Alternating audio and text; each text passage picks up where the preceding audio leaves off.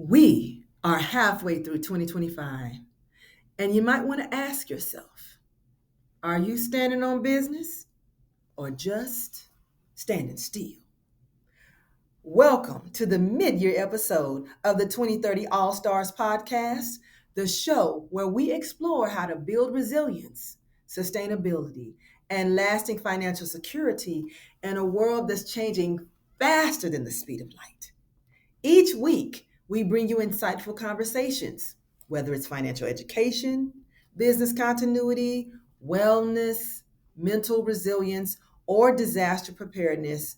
We're here to equip you with practical strategies and inspiring stories to help you not just survive, but thrive. Again, this is Lady Hope, and let's segue into it. Now, the first half of 2025 has been full of major developments that directly impact families and small business owners. Let's focus on five things that you need to know about or act upon. Now, we're going to talk about the Captain Obvious in the room, and that's the One Big Beautiful Bill Act, which was done on Independence Day, by the way, very symbolic, which proposed to provide permanent tax benefits for pass through businesses, bonus depreciation, lower individual rates, and temporary deductions for overtime and tips. Their Social Security benefits may now be taxed less for most retirees. It emphasizes changes to Medicaid and SNAP, which could affect household budgets. So make sure you're reviewing your taxes with your tax planning person, your health care coverage, and your food planning, okay? Another major event was the VA Home Loan Program Reform Act, which helps veterans with mortgage challenges for the purposes of preventing foreclosures. If that applies to you, make sure you check eligibility and outreach programs if you have not already done so. Another major order that went out was the Guaranteeing Fair Banking for All Americans that went out not late, early August. Specifically, Section 2, which states that it is the policy of the United States that no American should be denied access to financial services because of their constitutionally or statutorily protected beliefs, affiliations, or political views, and to ensure that politicized or unlawful debanking is not used as a tool to inhibit such beliefs, affiliations, or political views. Banking decisions must instead be made on the basis of individualized, objective, and risk-based analysis to eliminate politicized or religion-based debanking. So if this happens to apply to you, then consider if this is beneficial to you and govern yourselves accordingly. Now, another major event, I'm calling it event, or policy is the National AI and Data Center Strategy, which accelerates AI infrastructure and workforce development. The next steps for small businesses and individuals include small businesses. Make sure you're assessing your operations to identify where AI can enhance efficiency and reduce costs or improve customer experience. Explore government resources like the SBA's training materials and potential grant programs that support AI adoption. Make sure you begin with pilot projects to test AI solutions and gradually scale your implementation. Crucially, invest in training your employees to use AI tools effectively and address the potential concerns about job displacement. Now, on the workforce side, you need to make sure that you're focusing on your acquiring AI literacy and digital skills like data analysis and programming. Develop unique human skills, critical thinking, problem solving, creativity, and emotional intelligence, things you should already have. You want to pair that with the AI capabilities. So then, therefore, seek out training and upskilling opportunities. So that might mean career and technical education or even apprenticeships. And make sure that you're embracing a whole lifelong mindset of learning to adapt to this evolving AI driven economy, okay? So, in summary of the AI action plan, you're going to have a plan that promotes a deregulatory environment to foster AI development, including policies that encourage open source models and expanded access to computing resources for startups and researchers. It aims to accelerate AI adoption across many sectors like healthcare and energy through pilot programs and regulatory sandboxes. The other purpose is to build American AI infrastructure to prioritize the development of it, including data centers and chip manufacturing, along with streamlining permitting processes and bolstering cybersecurity measures. And all of that, you heard opportunity, opportunity, opportunity, right? It also focuses on training a skilled workforce for AI infrastructure, including those partnerships with state and local governments. Also, another aspect of that strategy is leading in international AI diplomacy and security. This plan seeks to counter the influence of rivals like China by tightening export controls on AI technology and promoting global alignment with U.S. AI standards through new alliances and initiatives. It emphasizes the export of secure, full stack AI packages to friendly nations. And also, it also emphasizes empowering American workers with a worker first approach to make sure that the workers, American workers, benefit from AI opportunities. Okay. So there's going to be a key initiative that's called the AI Workforce Research Hub, which is going to study the impact of AI on the labor market. The other aspect of this strategy is ensuring ideological neutrality and protection against misuse.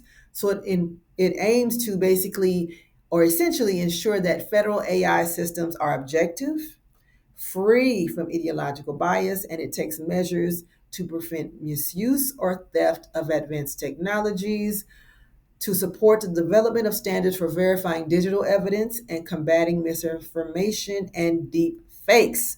I told you it was meaty, it's a lot, but it's major.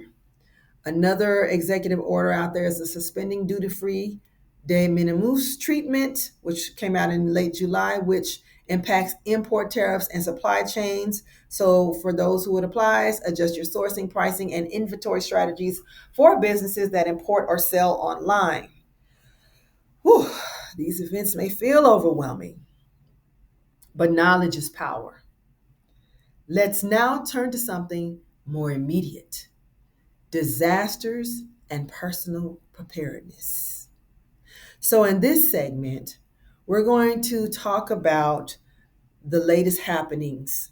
And a lot of you are aware, back in July, we had central and eastern region US flash flooding that actually include a lot of casualties, hundreds of casualties, to let us know, to remind us that unexpected crisis can happen at any time. So ask yourself, if the power went out for 5 days, what would you eat? If roads flooded tomorrow, where would you go? And if your phone died and you had no charger, who would you call and how? So we're going to start with a group that many people kind of overlook when it comes to preparedness, and that's singles.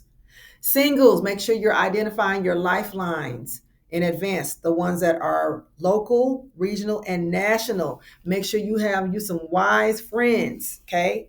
Pack wisely. Make sure you get you a bug out bag that is portable for you. Make sure you have proper shut off knowledge of your utilities. And for sure, make sure you map out evacuation routes and learn how to read a map or a map sco. Okay. What happens if your GPS is off? You want to make sure you know how to read those things. Now, just so you know, being proactive is not just smart, it's empowering, singles. Now, another thing that gets overlooked is for families, I want you to consider pet preparedness. Make sure that for your pets, you have an emergency kit as well with records and leashes and photos and foods and meds and such. Make sure you know shelters that accept pets. And if possible, take a pet first aid class, right? Another thing that's also equally important is make sure you have some power outage preparedness. Make sure you have your surge preparers and your electronics, know what to do with that. Keep your blankets, battery fans, or damp towels. Have you some ready to eat foods, camp stove or grill. Minimize fridge openings. Use coolers with a thermometer and no manual garage door operation. Another thing that's important is to have digital document backups. So there's the 3-2-1 rule. You need to have 3 copies, 2 types of storage, and 1 offsite. So that includes external drives, USBs, cloud storage, the scanning of your IDs for documents such as your wills and your insurance. Have an emergency fund for 3 to 6 months with cash, debit, and credit diversification. Make sure you review your insurance policies and make sure if you have paper records, store them in some waterproof or heat proof containers and do your best to budget for those post disasters, okay? Now, or for those disasters. Now, speaking of post disasters, make sure you have a family contact plan. Texts often, if the texts don't work, make sure you have some other plan. I think there's an ICE contact list or something like that. Make sure you use something like satellite phones if you cannot communicate. Now, regardless of whether you're single or not, it's not paranoia to be prepared. It's actually wisdom. So make sure you take some actions this week to improve readiness, which includes scanning documents, build your emergency fund, or even talk with your kids about your plan, okay? All right, now the travel lifestyle and the impact. We're talking about this because we're getting to the end of the summer and people are still planning or people are still doing some things this summer. So, what you want to do is make sure that you check your U.S. State Department travel alerts and airline updates, and also make sure you're looking at your travel bans and make sure it's not going to impact your travel.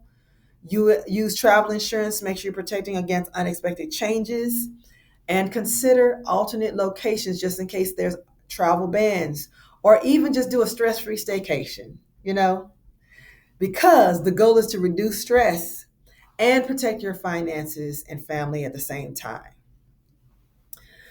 So again, it's halfway through 2025 and the question still is, are you standing on business or just standing still? So here's a couple of things. Now's the time to do a financial audit mid-year. You want to reassess your taxes, deductions, retirement, and banking relationships. That means you need to have a conversation with your tax planning person or your financial advisor. Now's the time for that. Make sure you update your emergency plans and your insurance. Make sure that you're exploring AI tools and workforce development and efficiency upgrades. Make sure you're diversifying your revenue streams so that you can protect yourself against market, travel, or supply chain disruptions. And as far as community engagement is concerned, support veterans, disaster relief, and civic programs. Take one actionable step today.